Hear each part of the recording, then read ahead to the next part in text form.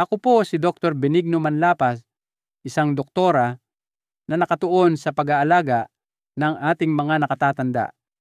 Maniniwala po ba kayo, mga lolo at lola? Isang simpleng bitamina lang na mas mura pa sa isang maliit na supot ng munggo sa palengke ay maaaring ganap na magbago ng paraan ng inyong paglalakad pagtuntong ng edad 70. Mukhang hindi ka panipaniwala, hindi po ba?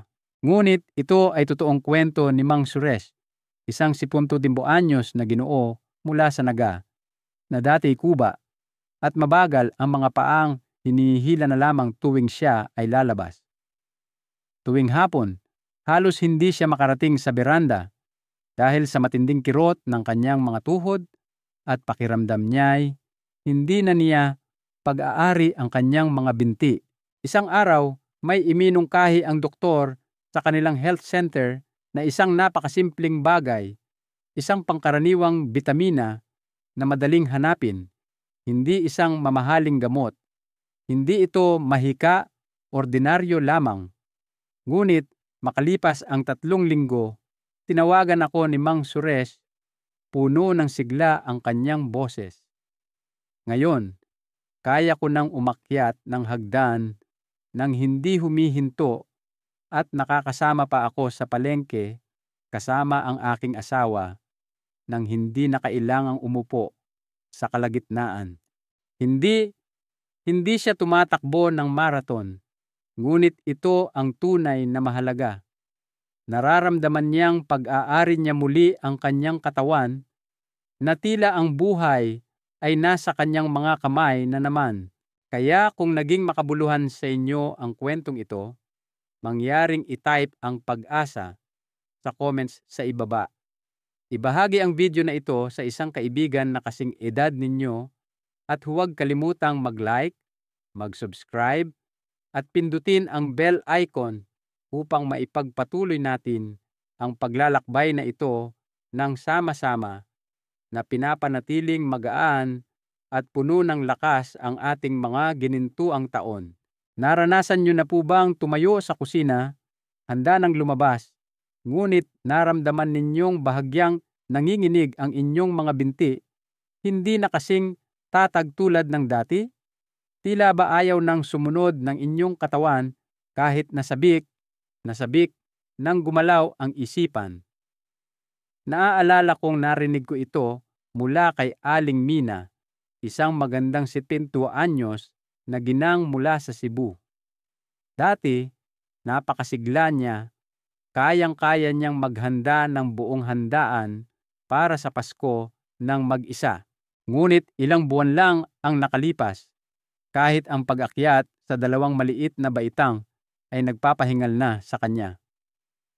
Sobrang sakit ng kanyang mga binti kaya nagsimula na siyang umasa sa kanyang asawa o kasambahay para lamang makalakad mula sa kanyang silid-tulugan patungo sa balkonahe. Sa kalapit na health center, iminungkahi ng kanyang doktor ang isang blood test at lumabas na kulang siya sa isang napakahalagang bitamina. Simula noon, tuwing umaga pagkatapos humigop ng kanyang mainit na tubig na may kalamansi, nagsimula siyang uminom ng isang maliit na tableta ng bitamina, isa na mas mura pa sa isang pakete ng luyang dilaw sa lokal na tindahan. Pagkatapos lamang ng isang buwan, sinabi niya sa akin sa isang boses na puno ng emosyon, nakakapunta na ulit ako sa palengke kasama ang aking apo nang hindi nangangailangan ng sino mang umalalay sa akin. Pakiramdam ko, nabawi ko ang kontrol sa sarili kong katawan. Kita niyo, mga kaibigan, ang lakas sa inyong mga binti ay hindi lamang tungkol sa paggalaw. Ito ay tungkol sa kalayaan, sa kaligtasan, sa kakayahang umakyat sa terasa sa umaga at tamasahin ang namumulaklak na mga rosas nang hindi kailangan ng inyong mga anak na hawakan ang inyong kamay. Higit sa lahat, ito ay tungkol sa pakiramdam na kaya ninyong alagaan ang inyong sarili. Kaya kung napansin ninyo na mas madaling mapagod ang inyong katawan, na mas nanghihina ang inyong mga binti, marahil ay may marahang ibinubulong sa inyo ang inyong katawan. At ang magandang balita, hindi malayo ang tulong. Hindi nyo kailangang lumipad pa Maynila o gumastos ng libu-libong piso. Minsan, ang kailangan lang ay isang simpleng bitamina. Isang bagay na ipapaliwanag ko ng mas detalyado mamaya. Maraming nakatatanda sa buong Pilipinas ang nakakaranas ng isa pang karaniwang issue, ang bahagyang pananakit sa mga tuhod, balakang o bukong-bukong lalo na sa umaga. Naramdaman nyo na ba ang paninigas sa inyong mga binti na para bang nakalok ang inyong mga kasukasuan? Nakarinig na ba kayo ng lumalagutok na tunog kapag umaakyat ng hagdan o nakaramdam ng sakit sa pagyuko lamang para pumitas ng sariwang pechay? Karamihan sa atin ay tinanggap na ito bilang bahagi ng pagtanda. Ngunit hindi laging kailangang maging ganoon. Ang bitaminang tinutukoy ko, bukod sa pagsuporta sa paggana ng kalamnan, ay may malakas na benepisyong anti-inflammatory. Nakikipagtulungan ito sa inyong immune system na kinokontrol ang mga sangkap na tinatawag na cytokines na nagdudulot ng pamamaga at paninigas sa mga kasukasuan. Tumutulong din itong pamahalaan ang balanse ng calcium sa inyong dugo. Pinipigilan ang calcium na maipon sa mga maling lugar tulad ng inyong mga kasukasuan, at sa halip ay ginagabayan ito patungo sa inyong mga buto kung saan ito tunay na kabilang. Ang ibig sabihin nito ay mas kaunting sakit at mas matibay na mga buto. Naaalala ko pa si Lolo Gorio, isang 80 anyos na Ginoo mula sa Iloilo. Tuwing umaga, kailangan niyang tawagin ang kanyang apo para lang tulungan siyang tumayo. Para kasing naging bato ang mga tuhod ko, sabi niya minsan. Ngunit pagkatapos uminom ng bitaminang ito araw-araw at gumawa ng ilang magaang pag-uunat tulad ng pag-ikot ng kanyang mga bukong-bukong at pag-unangat ng kanyang mga tuhod, sa loob lamang ng 1 buwan, tumawa siya at sinabing, "Ngayon, segundo lang ang pagtayo ko, hindi na minuto tulad ng dati." Talagang naantig ako sa kwentong iyon. Kaya, mahal kong kaibigan, huwag umasa ng milagro sa isang gabi. Ngunit kung magiging tuloy-tuloy kayo, uminom ng isang maliit na bitamina araw-araw, maglakad ng ilang ikot sa inyong bakuran, o subukan ang ilang simpleng ehersisyo sa umaga, sa loob lamang ng ilang linggo, maaari kayong makaramdam ng isang magandang pagbabago. Hindi nyo kailangang tumakbo ng mabilis o magbuhat ng mabibigat. Hayaan nyo lang gumalaw ng kaunti ang inyong mga binti bawat araw. Ibigay sa inyong katawan ang panloob na suportang kailangan nito, at sa lalong madaling panahon, matutuklasan ninyo kung gaano ito nagpapasalamat sa mga maliliit na pagsisikap na ito. At ang pinakamahalagang regalo na unti-unti ninyong mababawi, ang kagalakan ng malayang pamumuhay sa sarili ninyong mga paa. Kung nakatulong sa inyo ang video na ito, pakitap ang like, i-share sa isang kaibigan na kasing edad ninyo, o mag-comment lang sa ibaba. Nagsisimula rin akong muli. Sama-sama, humakbang tayo ng dahan-dahan tungo sa lakas, tungo sa kumpiyansa, at tungo sa isang malusog at independenteng pagtanda. Naranasan nyo na bang tumayo mula sa inyong paboritong silya sa bakuran at pakiramdam nyo ay tumagilid ang buong katawan ninyo? Hindi dahil pagod kayo, hindi dahil sa pagkahilo, kundi dahil lang hindi tumugon ng maayos ang inyong mga binti tulad ng dati. Hindi ito isang pambihirang kwento, lalo na para sa mga higit sa edad na 65 tulad ni Tatay Hilario mula sa Baguio. Ikinuwento niya sa akin minsan na tuwing tatayo siya mula sa lumang silyang kahoy sa ilalim ng puno ng mangga sa kanyang bakuran, mararamdaman niyang gumigiwang ang kanyang katawan na tila hindi na siya kayang suportahan ng kanyang mga binti. Ang katotohanan ay hindi lamang ito tungkol sa mahinang mga kalamnan. Mas malalim pa riyan. Nagsisimula ito sa koneksyon sa pagitan ng inyong utak, mga nerbiyos, at mga kalamnan.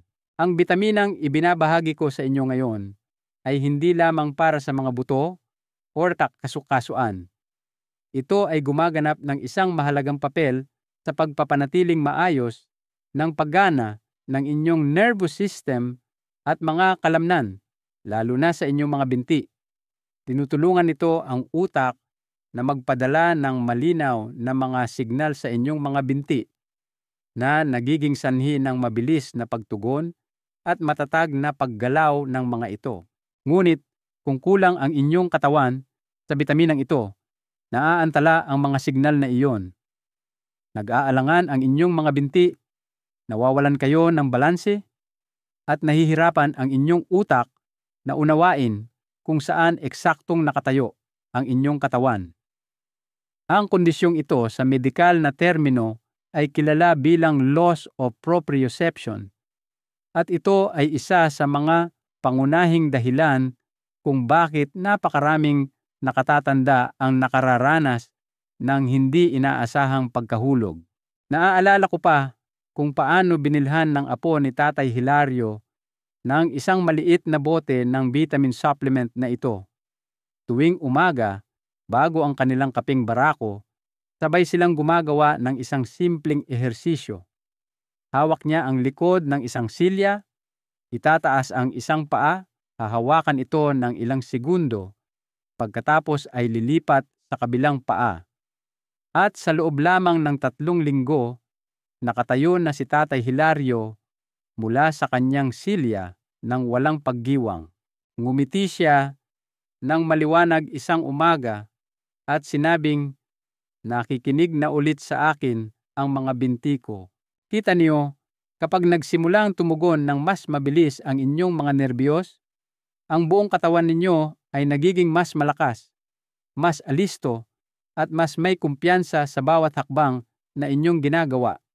At mahal kong kaibigan, kung tuwing umaga, bago ang inyong almusal na pandesal at kape, susubukan ninyong tumayo sa tabi ng pader at itaas ang isang binti sa loob ng 3 o 4 na segundo. Pagkatapos ay magpalit.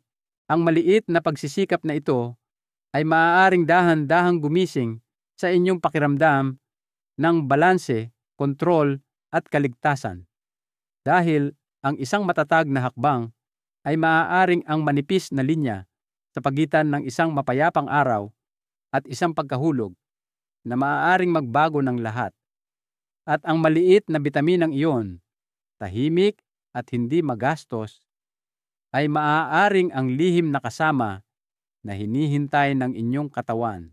May mga umaga na kahit pagkatapos ng isang buong gabing tulog, gigising kayo na parang may mabigat na nakadagan sa inyong katawan.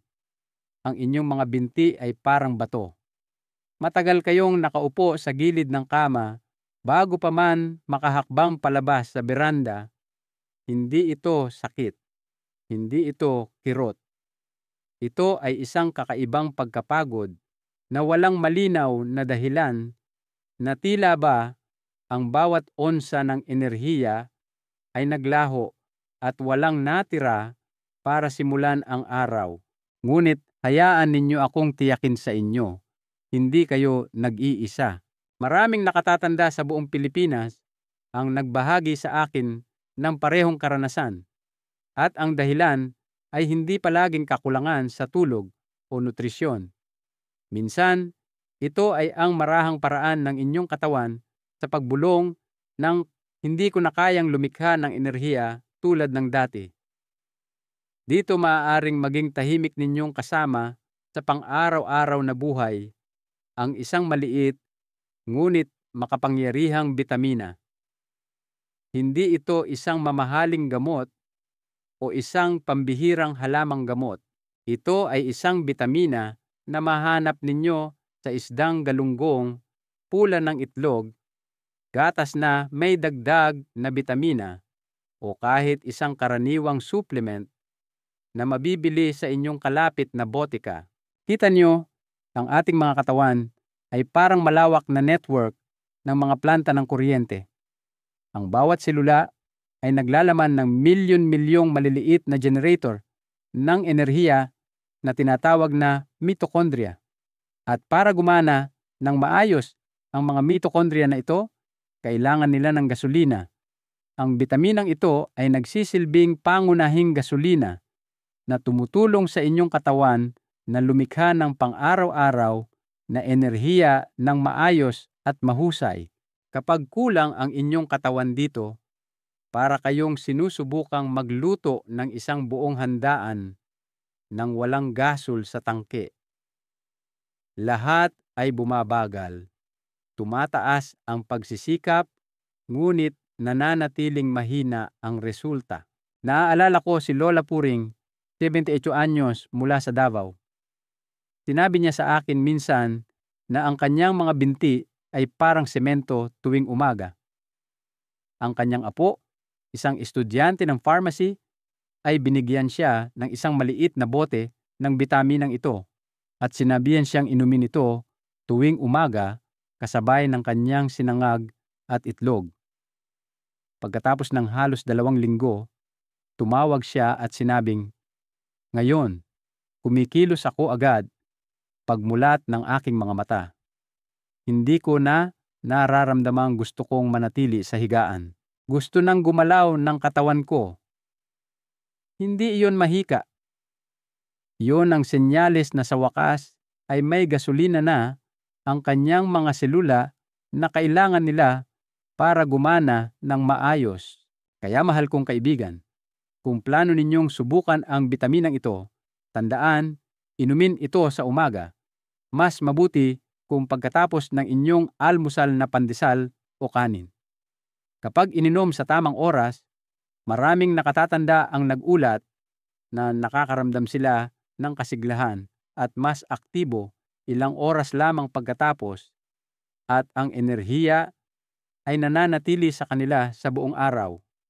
Kung pagod pa rin kayo kahit na pagkatapos ng mahimbing na pahinga, maaaring hindi dahil kailangan ninyo ng mas maraming tulog. Maaaring kulang ang inyong katawan sa malinis na gasolina na kailangan nito para mabuhay ng lubos bawat araw. At minsan, ang sagot ay nasa isang maliit at simpleng bitamina. Madaling inumin, ngunit sapat ang lakas upang maibalik ang enerhiya sa bawat hakbang ng inyong mga ginintuang taon. Pagkatapos ng edad na 70, ang pinakaikinababahala ng karamihan sa mga nakatatanda ay hindi lamang ang mga puting buhok o mga bagong kulubot sa kanilang balat. Ito ay isang bagay na mas simple sa salita, ngunit mas malalim ang kahihinatnan, ang pagkahulog. At mas nakakatakot kaysa sa mismong pagkahulog ay ang mga resulta na kasunod nito. Isang maliit na pagkadulas habang naglalakad mula sa silid tulugan patungo sa beranda ay maaaring mauwi sa balakang, operasyon, linggo-linggong pamamahinga sa kama, pagkawala ng kakayahang alagaan ang sarili, at unti-unting pagkawala ng kalayaan na iningatan ng may dignidad sa loob ng maraming taon. Naaalala ko pa si Aling Sylvia mula sa Bacolod na nagsabing minsan siyang namali ng hakbang habang namimitas ng dahon ng pechay sa kanyang hardin. Ang maliit na pagkakamaling iyon ay nauwi sa ilmat araw na pananatili sa ospital. Mula sa isang taong araw-araw pumupunta sa palengke, naging isang tao siyang halos hindi na lumalabas ng kanyang silid, lubos na umaasa sa iba para sa kahit na pinakamaliit na gawain. Ang bahaging hindi napapansin ng maraming tao ay ito. Ang mga pagkahulog na ito ay madalas na maiiwasan kung ang mga buto sa loob ng katawan ay maayos na inaalagaan. Karamihan sa mga tao ay calcium lamang ang naiisip kapag naririnig ang salitang buto. At oo, ang calcium ang pangunahing sangkap na nagbibigay ng tigas sa mga buto. Ngunit ang pag-asa sa calcium lamang ay parang pagkakaroon ng mga blok ng walang semento. Ang bitaminang tinutukoy natin ngayon ay parang isang bihasang kantero. Tumutulong itong ilagay ang calcium sa tamang lugar sa loob ng inyong mga buto. At higit sa lahat, tinutulungan nitong manatili ito doon. Habang tumatanda ang katawan, natural ang pagkabawas ng buto. Ngunit kung sobra ang nawala, ang mga buto ay nagiging kasing rupok ng tuyong kropek. Kahit isang magaang na tama ay maaaring magdulot ng malubhang bali. Ang magandang balita ay ipinapakita ng mga kamakailang pag-aaral mula sa mga nangungunang institusyong medikal sa buong Pilipinas na ang mga nakatatanda na higit sa 7 na regular na umiinom ng bitaminang ito ay maaaring mabawasan ang kanilang panganib ng bali sa balakang ng hanggang 20%. Maaaring hindi ito mukhang malaking numero, ngunit sa totoong buhay, ang 20% na iyon ay maaaring mga hulugan ng pagkakaiba sa pagitan ng malayang paglalakad sa sariling mga paa o paggugol ng inyong mga natitirang taon sa isang wheelchair. Siyempre, ang bitaminang ito ay hindi isang magic wand. Ngunit kung tuwing umaga ay maglalakad kayo ng marahan sa paligid ng inyong bahay, pagkatapos ng isang tasa ng kape, umakyat ng ilang baitang o magsanay ng magaang ehersisyo, ang bawat isa sa mga hakbang na iyon ay magpapadala ng tahimik na senyales sa inyong mga buto. Kailangan pa kita. Manatili kang malakas para sa akin. At kapag pinangalagaan ninyo ang inyong mga buto gamit ang bitaminang ito, tahimik silang nakikinig. Sila ay kumakapal, lumalakas, at nagiging isang hindi nakikitang baluti na nagpoprotekta sa inyo mula sa biglaan at hindi inaasahang pagkahulog. Kaya kung napapansin ninyo na kahit maliliit na bukol ay nag-iiwan ng sakit, o kung nais nyo lamang manatiling matatag sa inyong mga paa pagkatapos ng 7, hayaan ninyong ang abang maliit na bitaminang ito ang maging kasama ninyo, tahimik na nakaupo sa tabi ng inyong tasa ng kape sa umaga. Ngayong nalaman na ninyo kung paano makakatulong ang maliit na bitaminang ito upang makalakad kayo ng mas komportable, maibsan ang sakit sa binti at tuhod, mapanatiling matibay ang inyong mga buto, at mapuno ng panibagong lakas ang inyong katawan. Marahil, ang unang tanong na pumapasok sa inyong isipan ay ito: saan ko ito mahahanap? Nakatago ba ito sa pang-araw-araw na pagkain o kailangan kong bumili ng mamahaling gamot mula sa malayo? Ang magandang balita ay hindi nyo kailangang gumastos ng malaki o maghanap sa malayo. Ang bitaminang ito ay nakatago sa mga pinakasimpleng bahagi ng inyong pang-araw-araw na buhay. Mula sa malambot na ginintuang sikat ng araw sa umaga hanggang sa inyong simpleng almusal na may itlog at isdang galunggong, maaaring matanggap ng inyong katawan ang bitaminang ito sa 2 paraan. Sa pamamagitan ng mga natural na mapagkukunan tulad ng pagkain at sikat ng araw sa umaga, o mula sa mga simpleng supplement, at parehong epektibo ang mga pamamaraang ito. Sa kalikasan, ang bitaminang ito ay matatagpuan sa pula ng itlog, atay ng kambing, at mamantikang isda tulad ng tilapia o bangus na niluto sa sinigang. Mahahanap din ninyo ito sa gatas na may dagdag na bitamina o kahit sa ilang uri ng kabuti na binilad sa inyong bakuran. Kung kumakain kayo ng itlog mga 3 beses sa isang linggo, kumakain ng inihaw na atay paminsan-minsan, at kumakain ng isda para sa tanghalian ilang beses sa isang linggo, nasa kalahati na kayo ng kailangan. Higit pa rito, ang ating mga katawan ay kayang gumawa ng bitaminang ito ng natural. Kailangan nyo lang lumabas sa loob ng 15 hanggang 20 minuto tuwing umaga. Hayaan ninyong tamaan ng malambot na sikat ng araw ang inyong mga braso o paa habang lumalangap kayo ng sariwang hangin. Sapat na iyon para magsimulang gumawa ng bitaminang ito ang inyong balat. Hanggat hindi kayo ganap na natatakpan mula ulo hanggang paa o nananatili sa loob ng bahay buong araw, tutugon ang inyong katawan. Gayunpaman, habang tayo ay tumatanda, bumabagal ang kakayahan ng ating katawan na gumawa ng bitaminang ito ng natural. Kaya naman, ang pag-inom ng supplement ay nagiging isang matalino at banayad na pagpipilian, lalo na sa tag-ulan o sa mga maulap na araw sa Baguio o sa ibang lugar. Ang isang maliit na bote ng vitamin softgel capsules ay maaaring mas mura pa kaysa sa isang tasa ng matamis na tsaa sa inyong lokal na tindahan.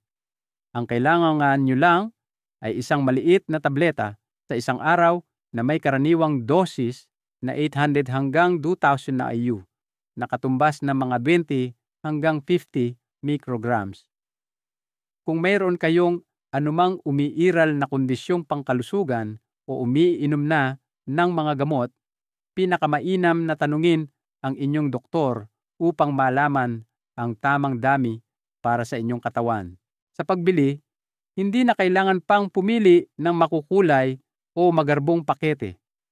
Ang pinakamahalaga ay ang kalidad, kadalisayan, at kung gaano ito kabilis masisipsip ng katawan.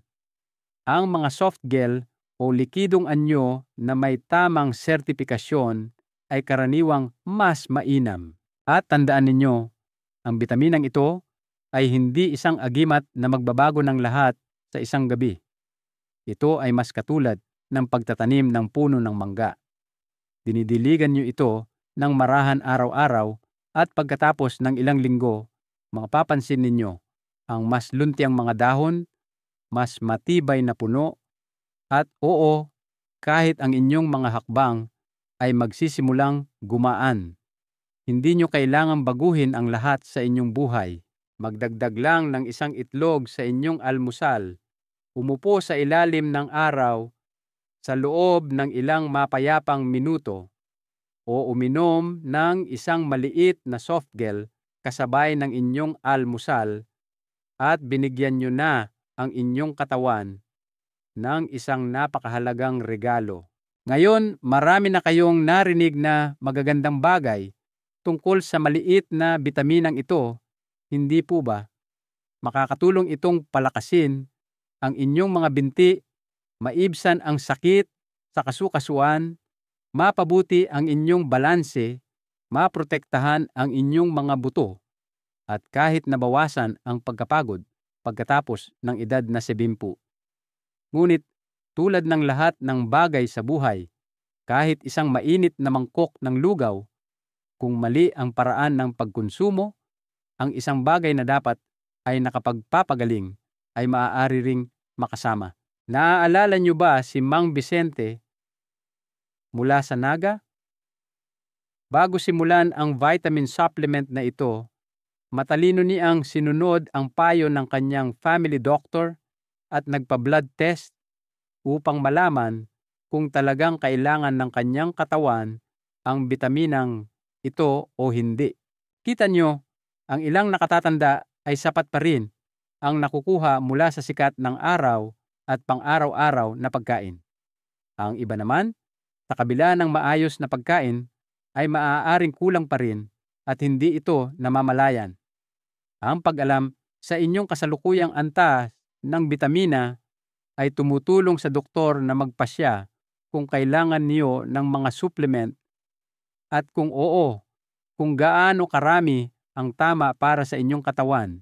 Ito ay nagiging mas mahalaga kung umiinom na kayo ng regular na gamot para sa high blood pressure o malalang sakit sa kasukasuan.